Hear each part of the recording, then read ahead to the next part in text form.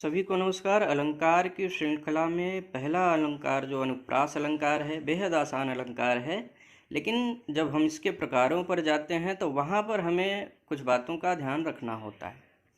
अनुप्रास के परिभाषा में सीधी सी बात है कि अगर वर्णों की आवृत्ति बार बार हो तो अनुप्रास अलंकार हो जाएगा। जैसे चारु चंद्र की चंचल, यहाँ चावर्ण बार बार आ रहा है। तरनी तनुजा तट तमाल, तावर्ण बार बार आ रहा है। सुरभि सुंदर सुखद सुमन, सावर्ण की आवृत्ति हो रही है यहाँ पर बार बार। लेकिन अगर इसमें से पूछा जाए कि यह अनुप्रास के किस प्रकार में आएंगे, तो उसके लिए हमें प्रकार में जाना पड़ेगा। पहला है छेकानुप्रास।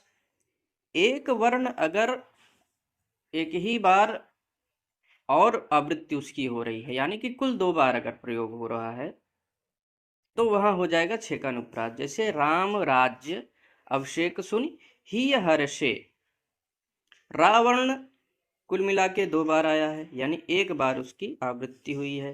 हावर्ण 2 बार आया है, यानी कि 1 बार उसकी आवृत्ति हुई है। अगला उदाहरण है रीझ रीझ रहसी रहसी हंसी हंसी उठे।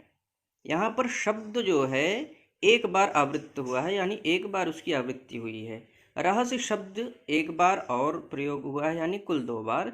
तो ये एक पहचान हो जाएगी छेकानुप्रास की। वृत्त्यानुप्रास में जाएंगे जहाँ एक वर्ण की आवृत्ति 1 से अधिक बार हो। जैसे यानी कम से कम 2 से अधिक बार इसकी आवृत्ति होनी चाहिए। रघुपति राघव राजा राम, यहाँ 2 से अधिक बार र वर्ण की आवृत्ति हो रही है। चारु चंद्र की चंचल, यहाँ भी 2 से अधिक बार आवृत्ति हो गई, तो यहाँ वृत्त्यानुप्रास हो जाएगा। लाटानुप्रास की जब हम बात करेंगे तो शब्दों या पदों की समान अर्थ में आवृत्ति हो। अब यहाँ जो पूत शब्द है, पूत शब्द का अर्थ समान है, पुत्र की बात है। हालांकि वो बात सपूत और कपूत पे हम नहीं जाएंगे, हम केवल पूत की बात करेंगे। तो यहाँ पूत शब्द जो है पुत्र के लिए प्रयोग हुआ है, तो यह लाटानुप्रास हो जाएगा। अंत्यानुप्रास के शब्द में है, जब आप नाम में ही जाएंगे तो यहाँ लिखा हुआ है अंत्य, यानी कि अंत की कोई बात है तो अंत में जो है वहां पर तुकबंदी लिखनी चाहिए, वहां पर तुक मिलना चाहिए।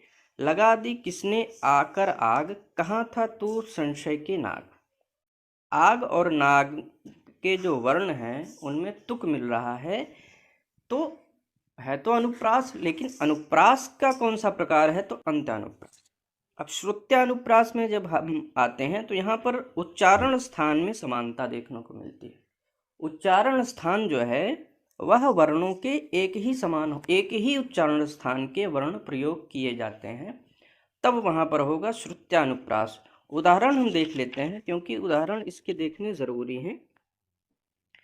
दिनांत था थे दीनानाथ डूबते, तो द है, था है, थे, द, ये सभी दंत्य वर्ण कहलाते हैं। दंत्य वर्ण का अर्थ है जिनका उच्चारण स्थान दंत है। आगे देखिए, चमक चमक कर चंद्रिका छम छम नाची खूब।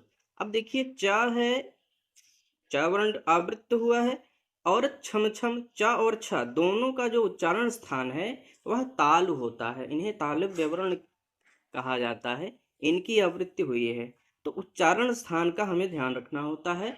उच्चारण स्थान अगर आप लोगों को संशय है तो मैं उच्चारण स्थान पर भी एक वीडियो बनाऊंगा, तो उच्चारण स्थान भी क्लियर हो जाएंगे, तो आपका श्रुत्यानुप्रास भी आसानी से समझ में आ जाएगा। धन्यवाद।